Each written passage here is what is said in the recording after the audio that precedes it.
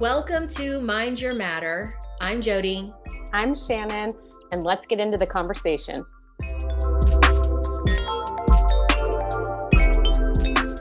So, Shannon and I are wanting to have the conversation of what what is all of this minding your matter all about? What do we mean when we say mind your matter? And maybe you've already, gathered some context around what we might be meaning just by the conversations we've had so far. Um, and we have conversation between the two of us on a regular basis about minding our matter and about what it looks like. And both of us have already shared, so much of where we've come from and what our background has been. We've both been in the throes of tending to our physical bodies, to our lives, and seeing if we could approach those things from a matter to matter standpoint and how much change could be created or how much resolution could be created. And turns out not much at all, little band-aids here and there, which we've talked about. So today we really wanted to bring the conversation forward about why mind your matter. What is minding your matter? What does that look like? So um yeah, do you want to lead in on that, Shannon? Yeah. Yeah, we can talk about, I think, how we definitely I think we've definitely all walked that experience, and probably if you're listening, absolutely you have too, of trying to change matter through matter, right? And when we say that, I think everybody understands we're talking about all of those band-aids. We're talking about diet, and we're talking about exercise and supplements and this modality and that therapy and this thing and that thing. And I have seen people make big changes, legitimately, um, from a matter to matter perspective. And I think that there are people who would argue that, like, well, I've changed a lot of things, from matter to matter. I think that's true. And I think that you have to recognize that there's a couple of issues with it. The first one is time. Like, it just takes time. Like, if you're gonna change your diet, like, I have a friend who's really trying to drop weight right now. That's her thing. Like, oh, I'm over 45, and we've got all the stories about what all that looks like and everything. And I'm trying to drop weight, and okay, so now I'm in a calorie deficit, and I'm doing this, and I'm doing this, and I'm doing this, and that process is slow. Like, it's creeping. Like, it's turtle like, basically. And no matter what I do in, like, chatting with her about this, like, okay, so have you started to think about the version of you that is already where you want to be? Mhm. And she's like, every time it is calling back to an old version of herself. Like, oh yeah, yeah, yeah. Like, how I look like in college. Okay. But are you gonna be that person that you were in college? Like, no, Right. you're not gonna be that person that you were in college. That's not a thing, right? Like, you didn't have kids in college, and you didn't, you know what I mean? Like, you didn't have two careers in college, and you didn't all of these other things that you're holding now that you weren't holding then. So it's like you're holding a picture of yourself that you would like to look like from college, but that is not who you're going to become when you have what you want. So do we see, like, those two things cannot coexist? And so I think that when she's talking about how slow this process is, this is where we get into this mind your matter conversation, right? She's over here trying to orchestrate this change from matter to matter with a really unclear picture of what this actually looks like, what it'll be like. Like, I feel like the reason that it's so slow is just as much because she's not minding her matter. Like, she's not doing things in the correct order, and she's not doing them in the correct order in a big way because she cannot see that version of herself. She cannot tune into that version of herself at all. Does that make sense? Yeah, I think something that you're pointing out that is really important here is that what I am drawing from what you're saying that I think is so valuable is when we approach our matter from a matter perspective, and we're going to use things out here in the world of effects to in some way change this effect, this body or our life or our circumstance, that working matter to matter is keeping us stuck in the past. So it's going to be impossible to find a version of us that is, this future version, which, as far as you and I are concerned and what we believe and what the way we speak in our life is like everything's happening now. Their time is not linear. It's not this like there was a past back there and there's a future up here. Like it's all available now. And the thing about matter to matter efforts is like the diet plans or the supplements or the treatments or the methods or the you know if it's finances, it's like, well, I read this book and I'm going to do this protocol and I'm going to follow this method or whatever. It's like all of that is meeting the matter at the level of matter, and when you're meeting matter at the level of matter, the only thing you can access is the past. So it makes sense to me that she can't envision a future version of herself because she's still meeting her body at the level of the world of effects and trying to use another effect to affect change on the effect.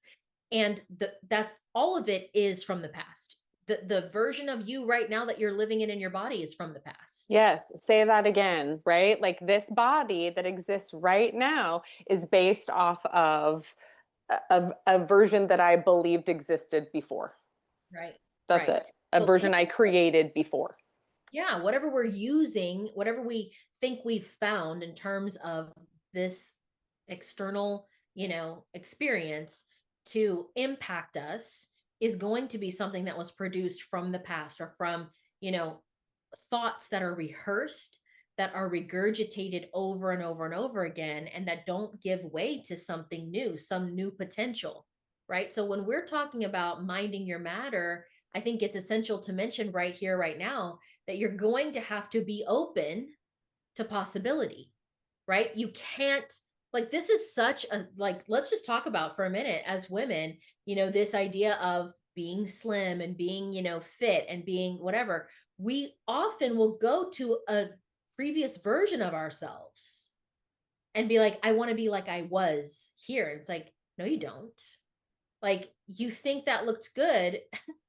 And also, you were 15 years younger. Do you know what I mean? Like everything was different about you then. And your level of awareness was significantly different then than it is now. And And let's be real, you thought you didn't look good then also. Right? For the most part. For yep, most people, that's also what I would want yep, to like people to realize is the reason that you are how you are right now is because of how you thought about yourself back then. Right? Like if I was a size 2 back then and was like, "Oh, I need to diet, I need to lose weight, I need to whatever." At a size 2, and then I'm over here at whatever size I'm at now, we're still if we're coming at this from a matter to matter perspective, I am no better off than I was before. right. And let's also say, let's also bring to light that psychologically and emotionally, what may be expressing in your life when you do that, when you're constantly making reference back to a moment in the past, is what's really being affirmed in your life is that you are stunted emotionally and mentally, and you're still operating at the consciousness level of that 20 something year old, that 30 something year old, that 15 something year old, whatever it is that you keep pointing back to, going, I want to be that. Is there is some resistance in you to growing up, outgrowing that past version of yourself, because your life has kept moving and you've kept moving forward. And yet you're saying, no, no, no, I want to go and touch that again. And it's like, what you're saying is, I'm still there. My body has kept moving through time and space, but I'm still there mentally and emotionally. So I think it's something to look at. If you feel stuck in your ability to vision a new future for yourself, there is a high probability that parts of you are still trapped in emotional smallness. And I mean that chronologically and emotionally, where it feels like I cannot see beyond myself because I haven't ever let myself close that chapter. I haven't let myself move past this emotionally, mentally, and all of that stuff.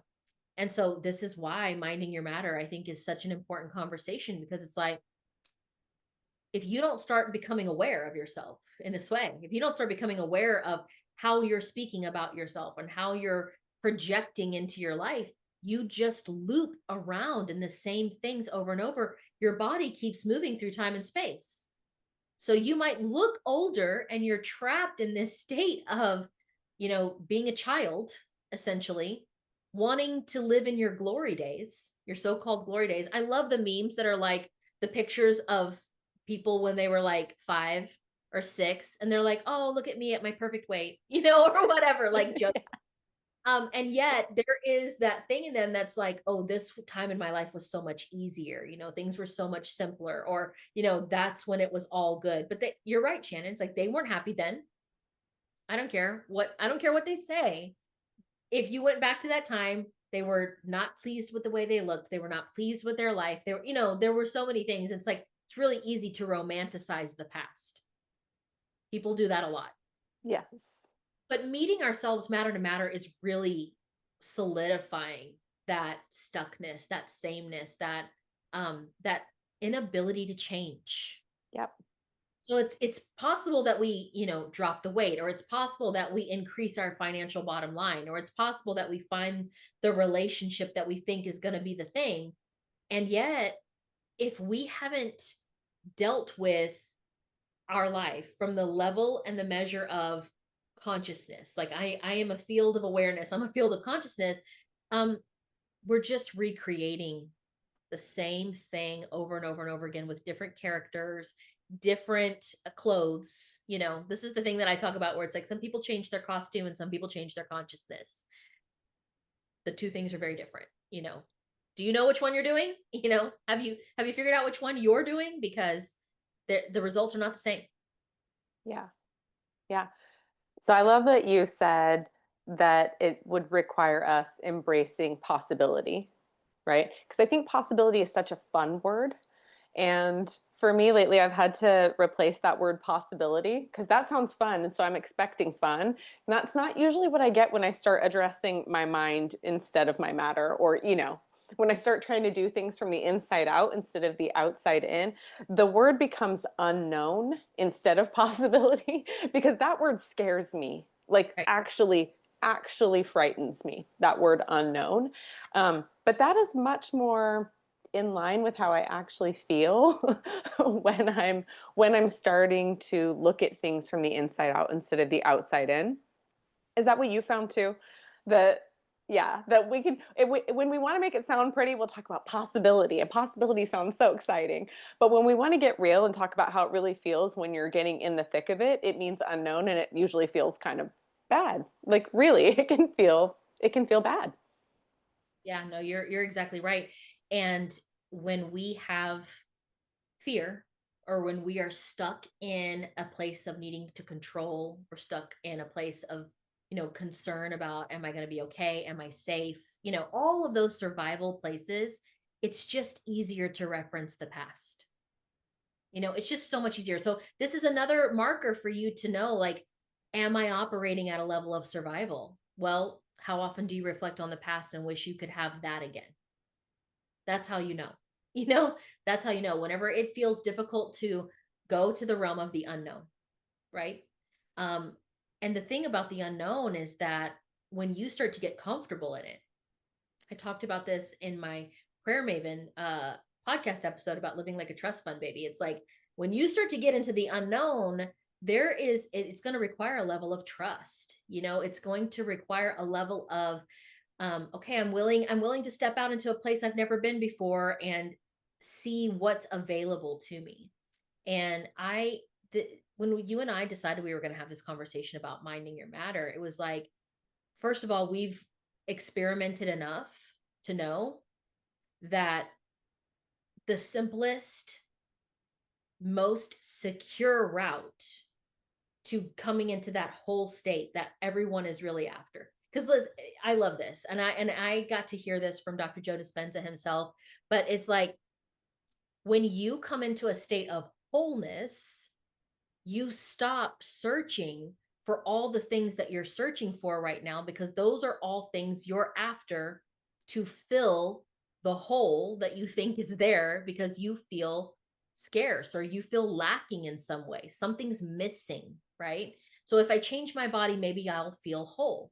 If I have the loving relationship in my life, maybe I'll feel whole. If I can, relocate and live in a different place, or have the better job, or have more money, or travel more, or whatever the thing is, I'll feel more whole. And those things can certainly bring you moments of enjoyment and, glimpses of happiness, and you can have these positive experiences with these new things. I mean, sure, if you could get into a smaller size right now and you've been wanting to, it might make you feel totally elated until it doesn't. Because what you'll discover on the other end is something is still missing, because you're still not whole here. You have not reminded yourself to wholeness. And so that's what this is all about. That's what this conversation is about, is coming back into a state of wholeness in your mind where there's nothing missing. I have quoted this scripture a few times, but it's the scripture that says, we were enemies with God and separate because of the ways that we thought. It was all in our mind. We created separation in our mind, in our thoughts, and it separated us from the wholeness, right? And then it was like, I need something. I need this. I need this. I need this. I need this. All of that needing, wanting, searching is what's creating the gap. And every time I'm looking at my life out here in the external world, I'm seeing, oh my God, I'm separate. You're over there and I'm over here and we're separate from each other, right? And it's affirming our separation, constantly affirming it. And so we get into this place of, I just want to create more health in my body. And so we separate ourselves from health. I want to create more financial abundance in my life. And so we separate ourselves from the financial abundance because I'm over there and I need to get it. I need to get it. I need to get it. And minding your matter is really about, number one, can I get comfortable with the unknown, right? Like what we just talked about. And then can I get into a state where I'm willing to let myself tune into, shift my awareness to a whole state? What would it feel like if I touched wholeness? What would I feel like in my body if I touched wholeness? What would my emotions feel like if I touched wholeness? That once I'm touching wholeness, what do I need? We are addicted to our need. Yes. Yes, we are. Yes. And multiple needs. Yeah. And so then we have multiple places where we're separate. And I think that becomes, to me, that's the recipe when we talk about like anxiety. Like it literally is this not feeling like you have the resources that you need, not feeling like you are the resources that you need.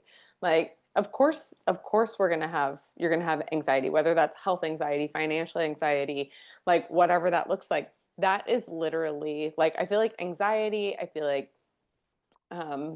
feeling low or depressed, like all of those things. That's all separation. That's all that perceived separation. That's all it is. Yeah. Like, Exactly. Spot on. And it's like, what would happen? Just gonna throw this out there. What would happen if you stopped chasing your remedy? Your so-called remedy, right? Your so-called, this thing is going to fix it for me. I'm going to get fit and thin and it's going to fix it for me. Or I'm going to, find the love of my life and it's going to fix it for me. Or I'm going to, finally hit my success level and it's going to fix it for me. What if you just started tuning into, I want to feel whole. I just want to feel whole again. I want to feel whole. I want to feel connected again. connect. I want to feel God or that love or whatever you want to call it. I want to feel that again. I want to know that, like, what happens then, and this is why I say we're addicted to need, is because people will go, but I don't have the things yet. If I just want to get whole, I'm going to miss out on spending my energy wanting the thing. And then I'm not going to get the thing, it's just like, you're missing it right now. Like you're actually missing it, because if you could cure your idea of separation, what would you not have? Right. This is why you have to mind your matter, because you could look, go work your butt off if you want to. Go work your butt off. Put on the weighted vest, go work out extra hard, restrict your diet, do all the things, go work your butt off. Because I can tell you right now, if you're doing that, there's a place in you that still believes that you have to earn it. You don't get to have it. because you haven't worked hard enough for it. Yep. That's called survival. That's called not good enough. That's called guilt and shame. And that is what's standing in the way of you actually just having it because you're here, right? That's standing in the way of you being able to effectively mind your matter because you're like, I'm going to go matter to matter and I'm going to prove it. I'm going to prove how much of a great human I am with all of my ability, right? So if you're in a proving space, that's what's keeping you away from Yep. having. Yeah. And You're literally standing in your own way. yeah, Yeah. yeah, just because of the mental attitude that you have that you don't get to have these things, you don't get to receive them, you're going to have to work for them. And listen, I've been in spaces with people that will say, "Oh, I believe that, you've got to use your mind." And let me be clear when I say that. I'm not talking about some thing, some mechanism that you manipulate. I'm talking about the field of potential. The mind is the field of potential. The mind is this field where when you place a thought in that field, that thought has its own information and it just plops it out into the 3D reality. It's like, oh, this is what you wanted to print. Here you go. Here's your 3D printout of that, right? The mind is total potential. It's incredible. And I think people conflate it with the brain, and the brain has its own function biologically in our body. The mind is much larger. It's much more intricate than just the brain's function, right? We are pulling consciousness in. Consciousness is activated through our biology in our brain. So I'm not going to deny that. I'm just saying, like, when we're talking about mind, you don't need to change your mind. You need to change your thoughts. You need to put new thoughts, plant new thoughts in the field of your mind so that something new is shared in the 3D experience for sure. And if you're insistent on going matter to matter, you can do it. You can go work your butt off and increase your financial bottom line. You can go exert your will and find the love of your life. Go on every dating app you can find. Go on every single one, search for them high and low, hit the bars, hit the this, hit whatever, whatever. Go put yourself out there. You'll bump into people left, right, and center, and you're probably going to go through a lot of no's. And then maybe eventually you'll get the yes, whatever. Minding your matter is really about saying, I'm going to stop getting in my own way. I'm going to stop exerting so much energy and really that's coming from survival. It's not coming from a place of abundance. Nothing that you're doing in that state is coming from a place of heightened awareness or abundance. I don't care how good you think the information is. I just don't care. Coming from the place of minding your matter says, I'm going to put my trust in something greater than my need to survive. And I mean, I wish I could say that people, are clamoring to adjust what's happening in their mind so that they can live an easier life. Nope, not so far. That's why we're having this conversation, when we're going into the unknown ourselves and saying, like, well, this is what it looks like. This is what life looks like when you start putting your attention and your energy in this place of possibility, the unknown, the realm of there's more. There's more than you could ever fathom available to you, and your potential is great. So what happens when I really tap into that? What could I achieve? Right? So let's see. Let's see what's available. We know that if you go matter to matter, you'll eventually get there. We know that it will also take a lot of time. Or you won't get there. And I mean, not to be whatever, but I think that there are plenty of people who die not having lost the weight that they want to have, or not having the relationship that they want to have, or not having the life that they want to have. And I'm not saying that to be some sort of like negative, whatever, but I think that what matter to matter will get you is a full life of striving. Yes, indeed. And I know because I have lived quite a bit of my of my years on this planet trying to live matter to matter. And the days keep coming. The days just keep going. Absolutely. And change does not always come from that, right? Sometimes, and I talk to so many people who are like, I'm just living the same day over and over again, like on repeat. It's like Groundhog's Day. It's like Groundhog's Day. It just keeps happening. And I'm like, that is the natural consequence of matter to matter living. That is what it is. It's another day of putting in the work. It's another day of striving. It's another day of that. That's Yeah. that's what you're going to get. That's the payout, right? Is another day like the last one is the Yep. payout for the most part. You may have a little bit of variance here and there. You may have, a success here and there, what you feel like is a win here and there. But like all I could think about when you were talking about the women like losing weight kind of thing, right? Like that was a huge theme for me probably in my late 20s, early 30s, just making sure that I had the body that I wanted and whatever. And I remember getting to like my ideal weight or ideal size or whatever that was.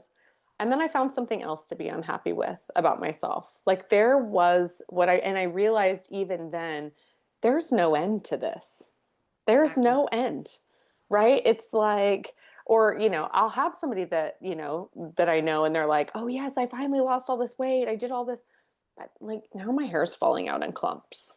Or now Mhm. it's this, or now it's that. And I'm telling you, when it's matter to matter, there is no end to the and then, and then, and then, and then, because that's the wheel that you're on, is the and then wheel. Like you have to get off of that, and you have to recognize that level of awareness that I had before is going to keep creating the next and then. Mm. Absolutely, 100%. As you were saying, that was making me go back in the annals of my mind and go back in the little memory bank and go, oh my God, I've gone through this. Where it was like, well, let me fix this thing. And then once I thought I had this thing under control, it was like, okay, now let me turn my attention and direct it over here and let's work on this. It would be like, let's do my body and I'm gonna drop the last 10 pounds that I've been wanting to lose since I was 5. And let's get that done. And then now let's focus on, we're going to have money overflowing and we're going to live the life. Let me focus my attention, and that would take all my attention, and then it was focus on that and focus on that, and it was like, let's change the job that I work at, and the mental gymnastics and energy that it requires, the mental energy of working to balance out all parts of your life so that they're all operating at the same level of coherence and connection and all of that. It's exhausting. And then let me tell you, the one thing that happens to people is, I see this all the time happen to me, is they get so focused on an area of their life that they want to fix and repair. And then, like you said, Shannon, it's like, and then, okay, now I'm going to turn my attention to this over here. But then this other thing starts to slip. Oh, shoot. This isn't working. Oh, hold on. Let me leave this. Let me go back and let me tend to this. And I know women feel like this in their families with their kids. It's like, I gotta pour all of this energy and attention. If I take my attention off of this, if I stop giving my energy here, it's just gonna go to hell in a handbasket. And we weren't meant to live that way. And people are afraid, like, well, but if I don't keep my energy in this one space, it's not gonna happen. It's not gonna happen. And I'm like, what a terrible way to live. The fear of, if I don't focus so intently on this and pour all of my energy into this, it's not going to happen. It's like, well, what would it look like if you started minding your matter instead of pouring all of your energy into, I have to sustain this thing to keep it going. I said this for years. I would tell people, whatever the energy was that initiated a thing in your life, that's the same energy, and I mean consciousness, that is going to have to sustain that thing. So, do you have the level of energy to sustain whatever it is you're initiating in your life? So, if you're hustling to lose weight, if you're hustling to gain your financial success, if you're hustling for a relation, whatever, if you're using that hustle energy, like, go big, we're just going to keep going, going, like, do you have the level of energy to sustain that? Because the moment that you pull back, it's going to collapse, because that's what initiated that thing in your life. And so we're talking about, there's a better way, you guys. There's a better way to bring your life into balance and to bring your life into a place of harmony where everything's working optimally. And I just don't know if people believe that they can have it all. Yeah. Yeah. And I mean, I think it's because part of it is it's such a counterintuitive message to everything that we hear in the world. Every single thing that we hear in the world is about hard work. It's about, I mean, literally, I think that the motto that I grew up with, even growing up in church, was God helps those who help So, themselves, yep. right? Like you got to pull yourself up by the bootstraps. Like God is going to help you if you help yourself. That is what I absolutely, and we probably have 10,000 of those kind of beliefs running. Those are the thoughts that we have running, right?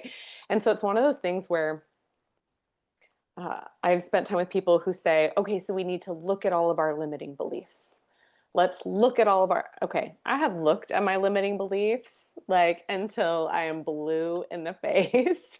And let me tell you, I swear those things are like gray hairs that you pull one out and two more are going to sprout right up where that limiting belief was. Like there is no amount of unpacking limiting beliefs that actually is going to permanently get rid of them, right? This is the as a man thinketh sort of thing, right? This is what I genuinely know. It's not just, these are not just, we're not, when we talk about changing thoughts, by the way, we're not talking about, I'm going to replace this thought with a pretty little affirmation in my mind. That's not what we're talking about, by the way, whenever we talk about changing thoughts, in case anybody's over here, getting ready with their affirmations, this is not it.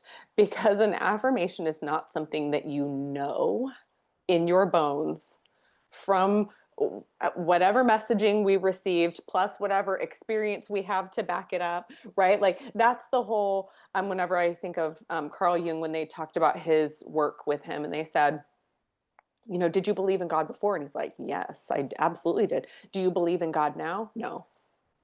Now I know, right? It's that. And it's the difference between I can tell myself something, I can tell myself I believe it, versus what do you actually see in my lived experience? Because that's what I actually believe about life and about myself and about God and about everything else.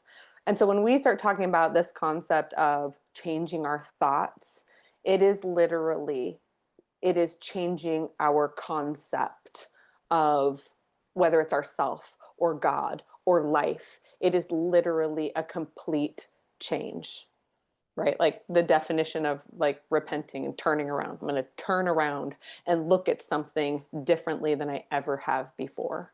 And then I know that for myself in my bones. Not like, oh, this is a pretty little thought. Like, oh, I'm thin, I'm beautiful, I'm healthy. No, no, we're not talking about that. That's nonsense. We're not talking about nonsense. Right. No, I love that you're bringing that to light because you said this and you're talking about complete change. You're talking about doing a 180. And we've talked about this. This is the message of repentance. And gosh, change. That's what this whole conversation is about. It's about change. And we've touched on this in our other conversations, like where people want to add things into their life, and oh, I'm doing this now, and I've changed my habits, and da da da da. But it's like, no, no, you need a change in your state of awareness. You need to see things differently. You need new perspective, right? And so that's what we're talking about. And that is one of the things I think it's so difficult for people to come to because again, stuck in the past, right? Matter to matter keeps us stuck in the past.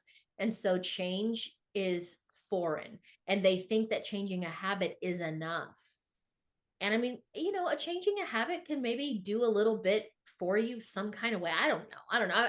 I've adopted all kinds of practices. I've gotten disciplined about doing something in a certain amount of time and sticking with it. But if there's not a change in your state of awareness, if there's not a change in the level of who I am, what the world is, how I got here. Like, if I don't ever get to a place of changing how I see that, then it really doesn't matter how many pills you take, and it really doesn't matter how you change your diet, and it really doesn't matter all of the instructions you follow on increasing your wealth. It doesn't matter because ultimately you're not going to be able to hold it, right? You and I have said this, and we'll say it here. We have got to accept, remember, and live as though we know that we are a field of information that makes a body. We're not a body that makes some kind of auric field, right? And people used to say it like this: I am a spiritual being having a human experience. Like, exactly, that's what we're talking about. Okay, if you want to break it down like that, you want to have your Oprah moment, that's what this is like, yes, you're a spiritual being having a human experience. And when we begin to glorify being human above the truth of our nature, we can only meet ourselves at the level of effect, right? We can't do anything else. So we need to be careful. We need to be aware, right? Not worried. We don't need to be afraid. We just need to be careful about, am I glorifying my humanness above the truth of my nature? Because if we do that, then yes, we are limited. We're limited to the confines of our physical experience. We're limited to our physical body. We're limited to this world of effects. And scripturally, there's nothing that teaches us to be married to the world of effects. Absolutely nothing. No, Uh, no.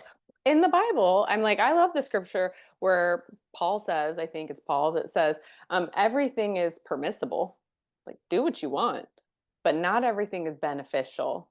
exactly.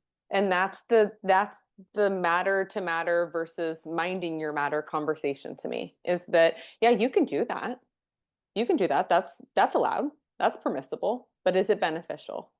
Exactly. Right? And I like I said, and I've said this before, right? Like I work out. I really love working out. I love moving my body. It's a great fun thing. And part of this for me is because moving my body allows me to change my self concept. And I think I said this.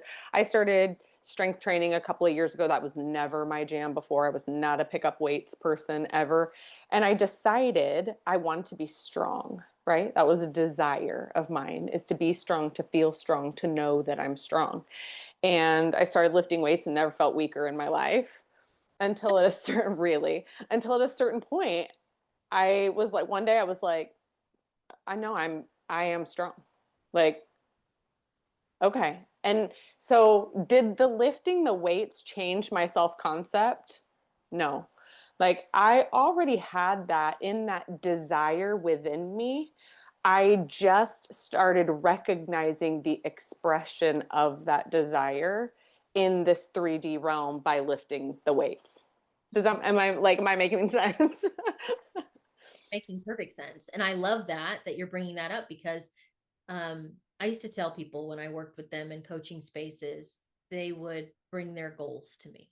I'm going to make this much money this year. I got to figure out all the pieces and the parts. And I was like, no, you look, just know if you're going to come work with me, we're going to be doing minding your matter all the time about everything. And they would come and say, I want this. And I think people would even get proud about the fact that they could create so much solution around what they wanted. I could do this thing, I could do this thing, I could do this. And it's like, you could, you actually could, but what is actually aligned?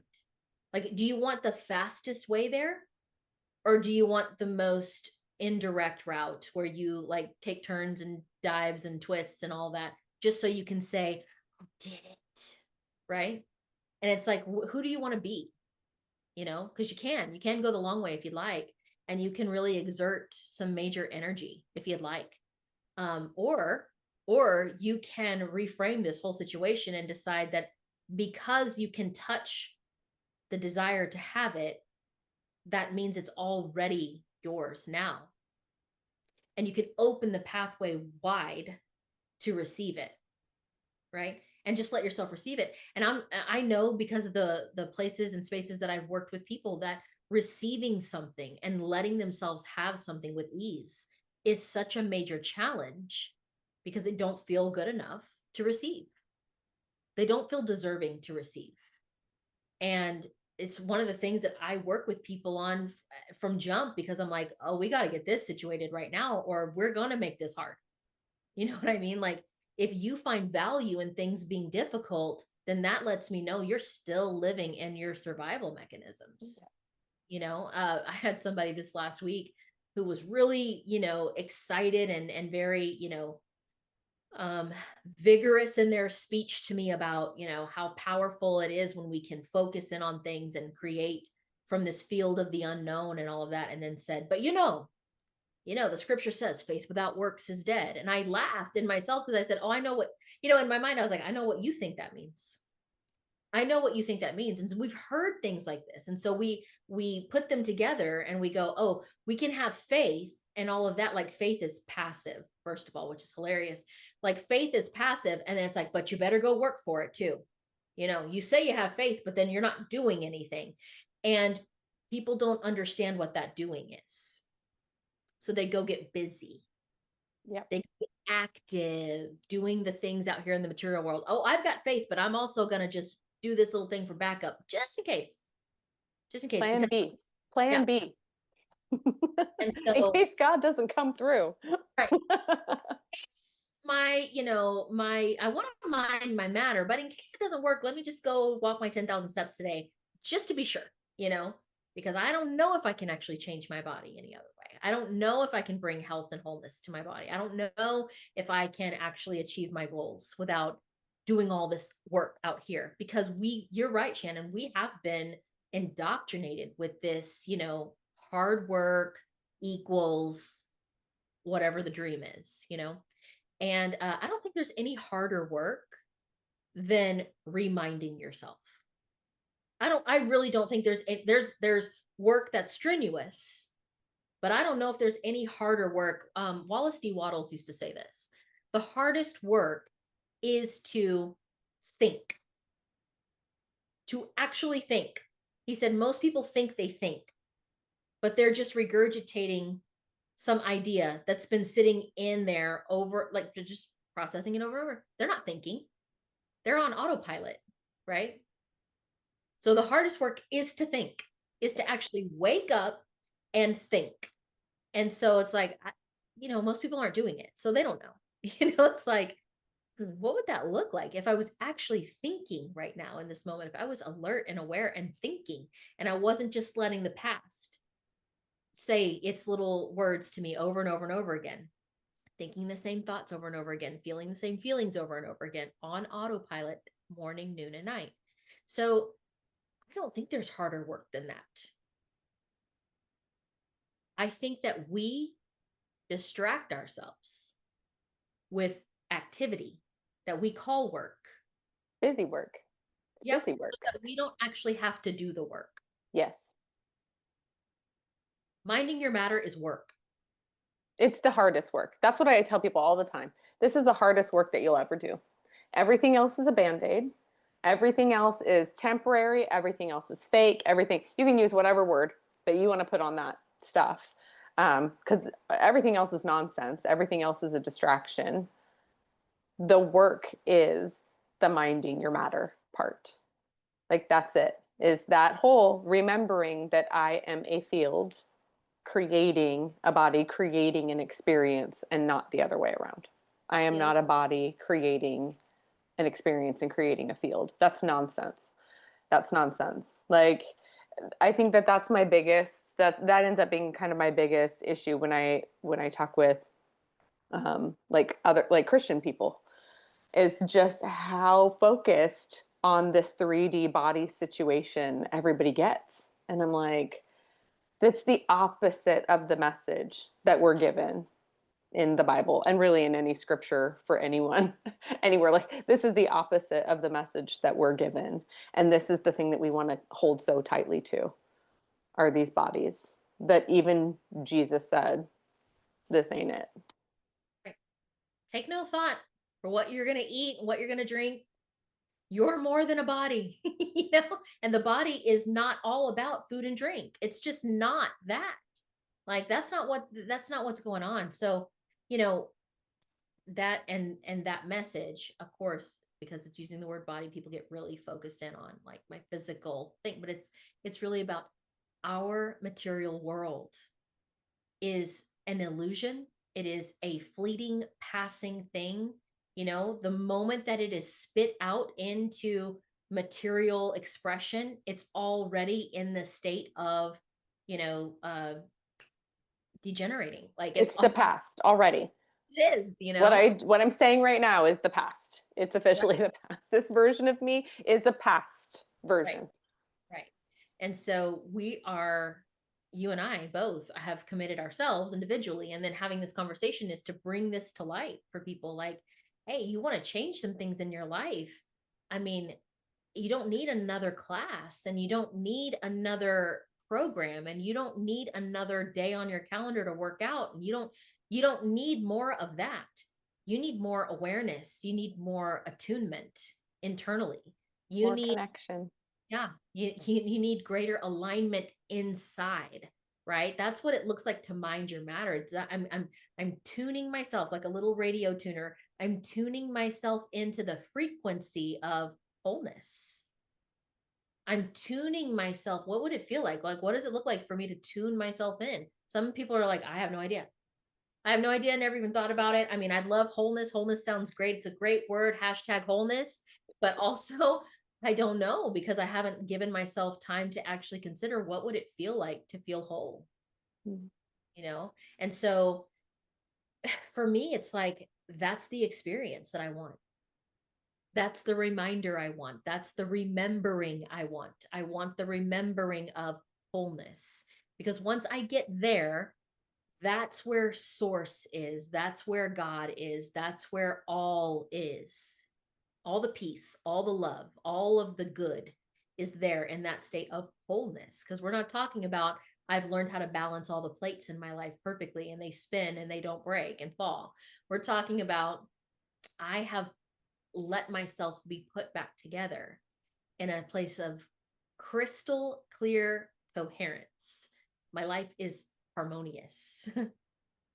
That's what we're after. We're after this harmonious experience. And really, that's what people are after.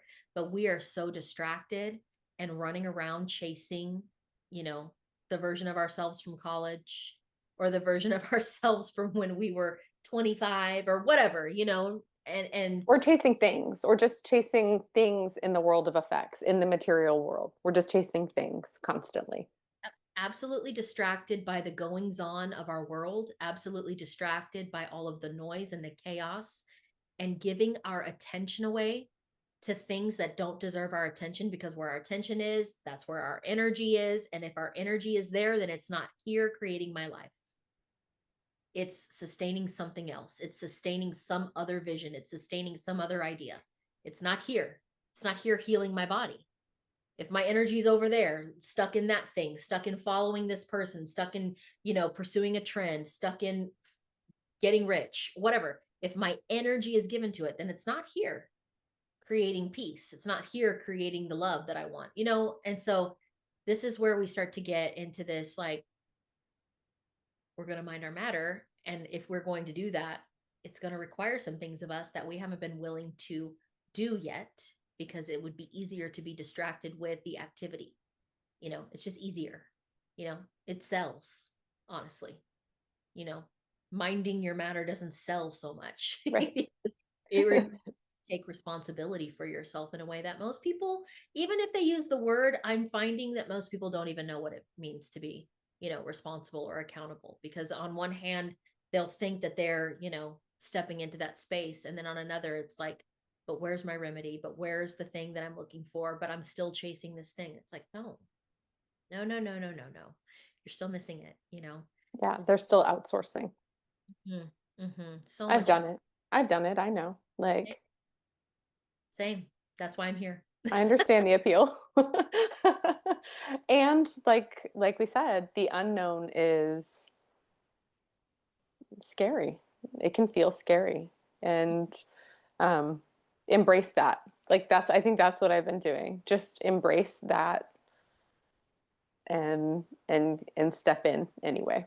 Well, and I want to say this because it was a revelation to me, and I have felt the same way. Like the unknown. Oh my God, the unknown. That just the word is like, like into the unknown. No, I don't want to. I don't want to Elsa my way into anything right now. Like I just no, I'm not here for it. And I had a moment of reckoning in myself where I started to realize, oh, the only reason I'm afraid of the unknown is because of the survival that's so loud in my life. Yep. Because of the voices of like, will I be okay? Like, what will I meet there? Will I have what I need? to like meet that thing in the unknown, right? That's the And key. Will I be resourced?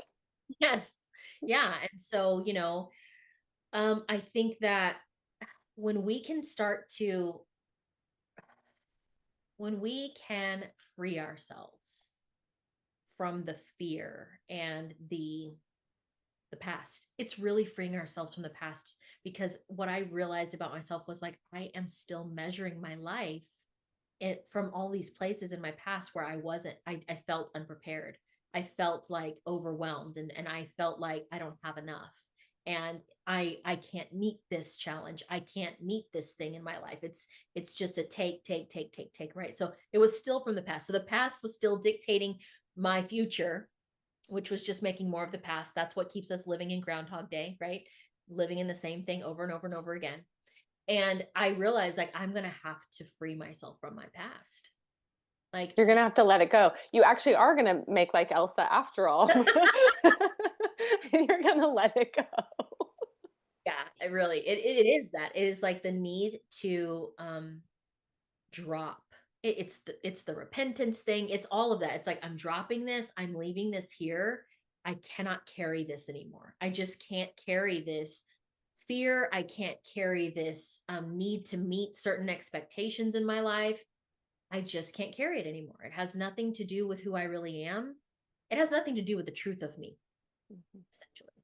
And so, and this is in no way to say that we could flesh out this entire experience of minding your matter in this little short conversation, but it's certainly a good bit to chew on for a little bit, and hopefully give people a place of like expanding a level of awareness in themselves of like, oh, where am I still really struggling with my survival that keeps me in the past and keeps me constantly addicted to tending my matter with other matter. And it's not letting me accelerate. It's not letting me move in the path of least resistance, you know, which is what minding your matter does. So, yeah. Anything else? No, that's great. All right. Well, until the next conversation.